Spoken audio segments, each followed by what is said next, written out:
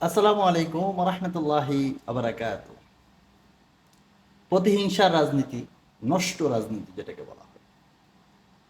এই যে মেয়েটাকে দেখছেন, মনে আছে এই মেয়েটার কথা?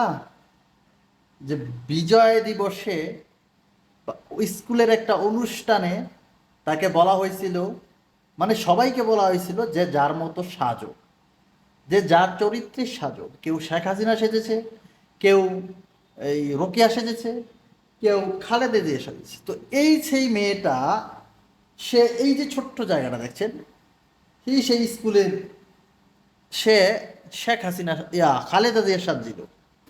তার অপরাধটা কি ছিল? এই ছোট্ট মেয়েটা, তার অপরাধটা কি ছিল?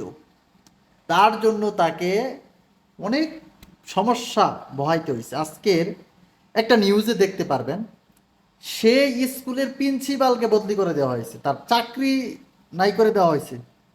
শুধু সে কেন খালেদা দিয়ে সাজবে, একজন ছাত্রী কেন খালেদা দিয়ে সাজলো, তার জন্য সেই স্কুলের প্রিন্সিপালের বিরুদ্ধে ব্যবস্থা।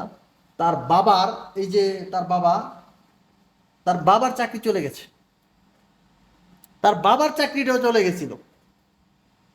আজকের এটিএন নিউজের প্রতিবেদনে আমি জিনিসটা দেখলাম যে কেমন আছে তারা। এটা এটা অপরাধ, এটা অপরাধ হয়ে গেছে, এটা অপরাধ হয়ে গেল।